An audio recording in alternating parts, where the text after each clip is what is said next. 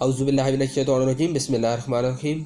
अस्सलाम वालेकुम viewers, welcome to Flourish Learning. और आज हम लोग डिस्कस करेंगे ENG 301 lesson number 9 principles of business communication के बिज़नेस के में, यानी कि आप लोग जब कम्युनिकेशन करते हैं तो उसके दौरान जो आपको प्रिंसिपल्स यूज़ करने चाहिए या आप जो प्रिंसिपल्स को यूज़ करते हैं वो कौन से होते हैं। ठीक है, यानी कि जो ऐसे प्रिंसिपल्स जो आपकी कम्युनिकेशन को इफेक्टिव बनाते हैं और आपको एज यानी कि एक इफेक्टिव कम्युनिकेटर बनाते हैं।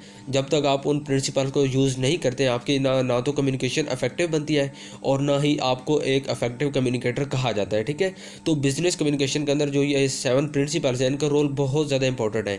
चाहे आप ओरल कम्युनिकेशन कर रहे हो, चाहे आप रिटन कम्युनिकेशन कर रहे हो। ठीक है, आप जिस किस्म की भी कम्युनिकेशन कर रहे हैं तो आपको ये 7 प्रिंसिपल्स लाजमी यूज़ करने चाहिए आप अपनी कम्युनिकेशन में। ठीक है, इनके बगैर आपकी जो कम्युनिकेशन है आप ये कहते हैं वो इनकम्प्लीट है और इफेक्टिव बिल्कुल भी नहीं होगी। ठीक है, ये 7 प्रिंसिपल्स क्या हैं, सबसे पहले इनके नाम डिस्कस करें। सबसे पहले क्लैरिटी, उसके बाद कंसाइजनेस, एंड नंबर 3 कंसिडरेशन, और उसके बाद कंक्रीटनेस एंड करेक्टनेस, और उसके बाद 6th वन कर्टेसी, और 7th वन इज़ कंप्लीटनेस। ठीक है, तो ये 7 डिफरेंट किस्म के प्रिंसिपल्स हैं, इनको हम लोग इंशाल्लाह 1 बाय 1 आज के कुछ लेक्चर में डिस्कस करेंगे और कुछ प्रिंसिपल को हम लोग अगले लेक्चर में डिस्कस करेंगे। ठीक है, तो यहाँ पे सबसे पहले स्टार्ट करते हैं। आप देखें तो यहाँ पे डिफरेंट किस्म के लेटर्स दिए गए। ठीक है, इनको रीड करने का फ़ायदा नहीं है, इनको आपने तब रीड करना है जब आप ये 7 प्रिंसिपल्स को पढ़ लें और उसके बाद आपने लेटर्स पे आना है। आपको आइडिया हो जाएगा कि इन लेटर्स में कौन सी गलती है। इनको अगर आप देखें तो यहाँ पे ग्रामेटिकली, ठीक है, या पंचुएशन वगैरह की कोई गलती आपको नज़र नहीं आएगी, लेकिन फिर भी ये लेटर्स गलत हैं। ठीक है, और वो क्यों गलत हैं ये आपको आइडिया हो जाएगा जब आप लोग ये 7 प्रिंसिपल्स को अच्छी तरह समझ लेंगे। उसके बाद जब आप इन लेटर्स पे आएंगे या कोई भी लेटर आप देखेंगे तो आपको आइडिया हो जाएगा कि इस लेटर में कौन सी गलती है, यानी कि ये लेटर में से कौन सा लेटर 7 प्रिंसिपल्स को यूज़ नहीं कर रहा, यानी कि उनको फॉलो नहीं कर रहा। ठीक है, तो सबसे पहले जो हमारा पहला प्रिंसिपल है ये है clarity. Clarity means getting your message across so that the receiver will understand what you are trying to convey. कि क्लैरिटी का मतलब होता है कि आपने जो मैसेज देना है अपने रिसीवर को, ठीक है, वो आपने किस तरह देना है, यानी कि आपने किस तरह देना है कि ताकि जो आपका रीडर है वो अच्छी तरह आपके मैसेज को समझ जाए। क्योंकि कई दफ़े ऐसा होता है कि आपके माइंड में मैसेज भी होता है, कोर आइडिया भी होता है, कोर मैसेज भी होता है। ठीक है, आपको ये पता होता है कि मैंने मैसेज कौन सा देना है, आपके जहन में हर चीज़ बन चुकी होती है, ब्रेन स्टॉर्मिंग वगैरह स्टार्ट हो चुकी होती है, लेकिन आपको ये नहीं पता होता कि मैंने मैसेज देना किस तरह है। यानी कि मैसेज का पता होता है कि मैंने ये बात करनी है, लेकिन इस चीज़ का आइडिया नहीं है तो कि यार मैं कौन से वर्ड यूज़ करूँगा, मैं अगले बंदे को अपनी बात कैसे बताऊंगा, चाहे ओरल कम्युनिकेशन कर रहे हो चाहे रिटन कर रहे हो। ठीक है, तो जो क्लैरिटी होती है इसका ये मतलब है कि आपको ये पता होना चाहिए कि मैंने अपना मैसेज देना किस तरह है। आपको हर चीज़ का आइडिया होगा, मैसेज भी पता है मैंने क्या देना है, आपको पता है कि मेरे मैसेज में यानी कि माइंड में मैसेज बन गया, हर चीज़ का आपको आइडिया हो गया है, लेकिन आप स्टिल कंफ्यूज है, आपको समझ नहीं आ रही कि मैसेज मैं दूँ किस तरह, मैं कौन से वर्ड्स को डिस्कस करूँ। तो इस चीज़ को कहते हैं क्लैरिटी।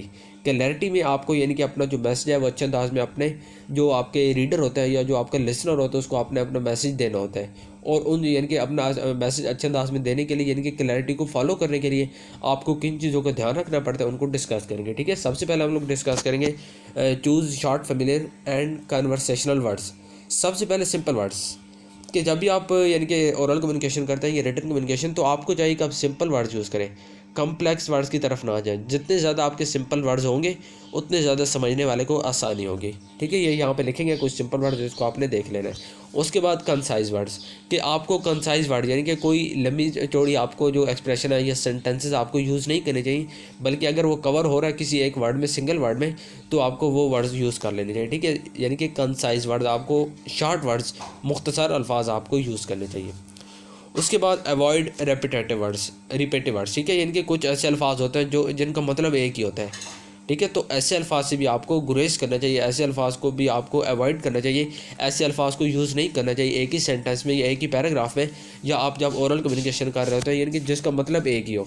ठीक है, कई वर्ड्स ऐसे होते हैं आप देखें, यानी कि सिनोनिम की मैं बात कर लेता हूँ तो आपको पता है कि सिनोनिम के कई एक लफ्ज़ होते हैं उसके कई सिनोनिम होते हैं। ठीक है, तो एक ही सेंटेंस में आप कई सिनोनिम यूज़ ना कर दें, इस चीज़ का आपने ख्याल रखना है जब भी आप ओरल कम्युनिकेशन कर रहे हो या आप रिटन कम्युनिकेशन कर रहे हो। तो यहाँ पे कुछ रेपिटेटिव वर्ड्स दिए गए, इनको आपने पढ़ लेना है। ठीक है, आपको आइडिया हो जाएगी। वैसे MCQ के लिए इंपॉर्टेंट है, आपके जो क्विज़ वगैरह आते हैं उनमें ये कोई ना कोई चीज़ आ सकती है, तो इस लिहाज से ये इंपॉर्टेंट है। वैसे ये पेपर वगैरह में भी आ सकते हैं, इसको आपने याद करें, यहाँ पर समझने वाली चीज़ कोई खास नहीं है। ठीक है, उसके बाद कन्वर्सेशनल वर्ड्स, तो कन्वर्सेशनल वर्ड्स होते हैं कि आपको कन्वर्सेशनल यानी कि जो चैटिंग वाले वर्ड्स होते हैं आपको वो यूज़ करने चाहिए, आपको ट्राइट एक्सप्रेशंस यूज़ नहीं करने चाहिए, ठीक है।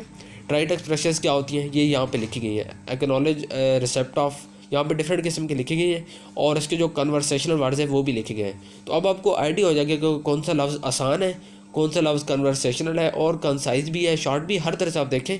तो ये जो ये चूज़ द कन्वर्सेशनल वर्ड्स, आप यहाँ पे कन्वर्सेशनल वर्ड्स आपको नज़र आ रहे हैं, ये आपको इजीली आइडिया हो जाए कितने आसान है आपके सुनने वाले के लिए भी, और जो बंदा आपके यानी कि अगर आपने रिटर्न कम्युनिकेशन की है तो जो पढ़ रहा है उसके लिए भी ये चीज़ आसान होगी, और वो इजीली समझ लेगा कि आपने यानी कि कौन से वर्ड्स को आपने यूज़ किया है।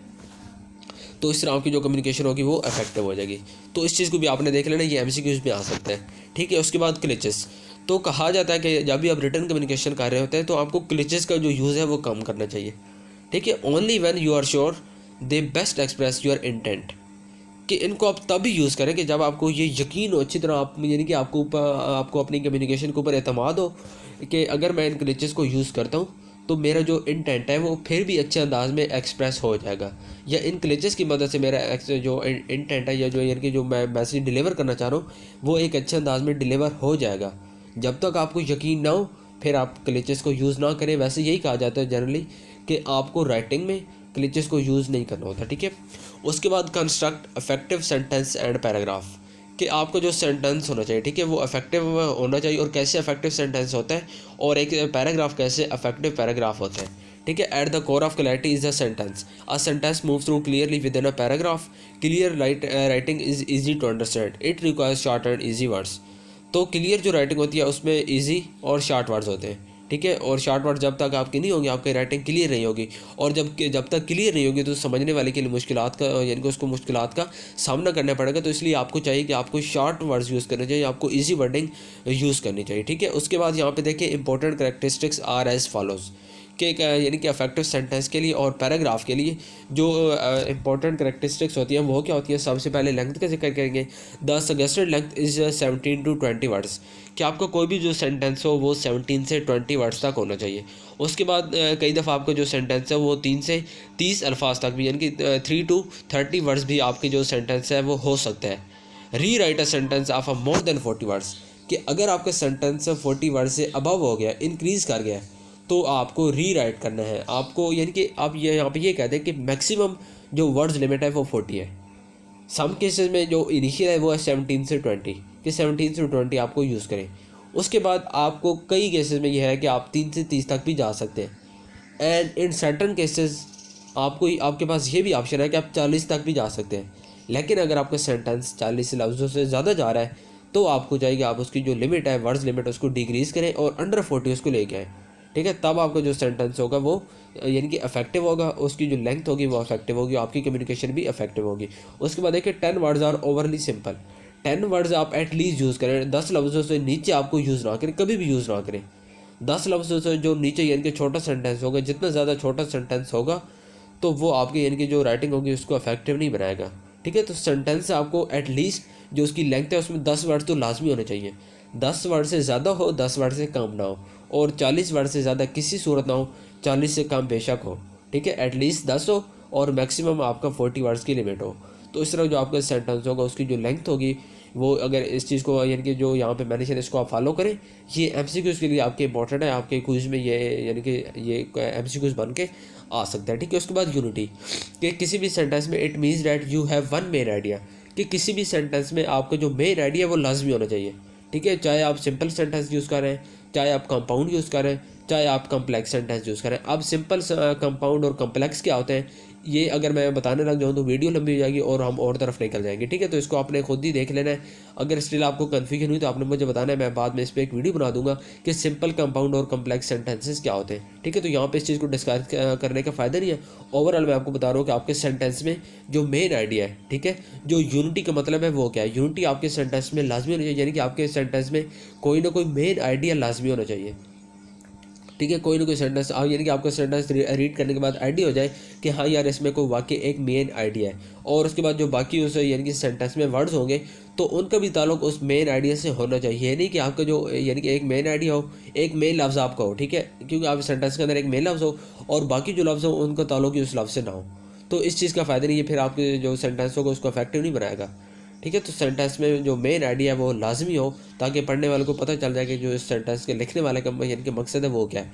उसके बाद कोहेरेंस, तो कोहेरेंस जो होता है ये क्लैरिटी में, कोहेरेंस ब्रिंग्स क्लैरिटी, कि ये आपकी राइटिंग में क्लैरिटी को लेके आता है, यानी कि आपकी राइटिंग को क्लियर बनाता है।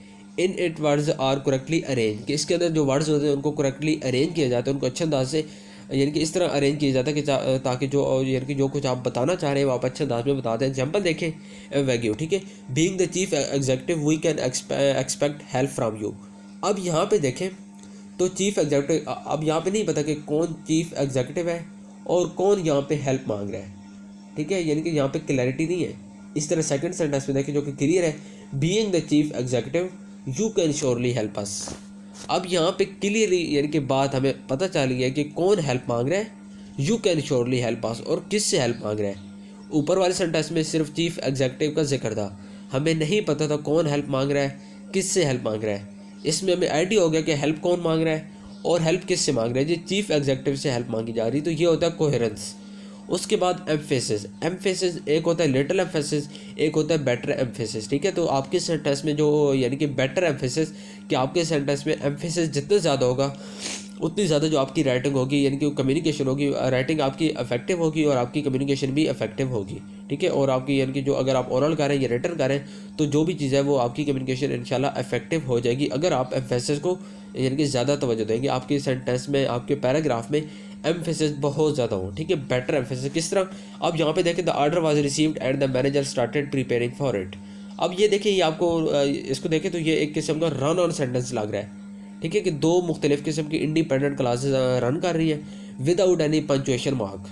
ठीक है, अब सेकंड वन में देखें तो उसमें एक यानी कि वो पंचुएशन मार्क आ गया, कॉमा आ गया है। ठीक है, तो उससे आइडिया हो गया कि दो अलग सेंटेंस हो गए और उनका आपस में करेक्शन भी हो गया, तो इस तरह समझने वाले के लिए आसानी हो गया। ठीक है, तो जितना ज़्यादा आपके सेंटेंस में यानी कि एम्फेसिस होगा तो उतना ज़्यादा जो आपकी राइटिंग होगी वो अफेक्ट होगी। यहाँ पे देखिए जो सेंटेंस की जो इफेक्टिवनेस है, ठीक है, यहाँ पे सिर्फ उन्होंने सेंटेंस का बताया कि सेंटेंस की लेंथ, सेंटेंस की यूनिटी, सेंटेंस की कोहेरेंस और उसके बाद सेंटेंस का एम्फेसिस। क्योंकि ये इसलिए इंपॉर्टेंट है कि क्योंकि जो आपका सेंटेंस होता है, ठीक है, बहुत ज़्यादा सेंटेंस मिलकर ही एक पैराग्राफ बनाते हैं।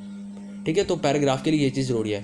तो इसी तरह जितने ज़्यादा सेंटेंस मिलकर पैराग्राफ बनाएंगे, अगर सेंटेंस करेक्ट होंगे, अगर सेंटेंस में यूनिटी होगी, कोहेरेंस होगा, एम्फेसिस होंगे और उसके बाद उसकी लेंथ अकॉर्डिंग टू यानी कि इस रूल के मुताबिक होगी, तो पैराग्राफ भी लाजमी बात है एक परफेक्ट होगा। और जब एक पैराग्राफ परफेक्ट होगा तो पैराग्राफ, एक परफेक्ट पैराग्राफ आपको एक यानी कि गुड राइटिंग की तरफ, गुड कम्युनिकेशन की तरफ ले जाएगा। ठीक है, तो इसलिए जो सेंटेंस में इन चीज़ों का ख्याल आपको लाजमी रखना है। उम्मीद करता हूँ आपको आज की वीडियो पसंद आई होगी। काइंडली चैनल को सब्सक्राइब कर लें और बेल आइकन के बटन को प्रेस कर लें ताकि अंदर जितनी भी मैं वीडियोस अपलोड करूँ आपको फ़ायदा हो सके।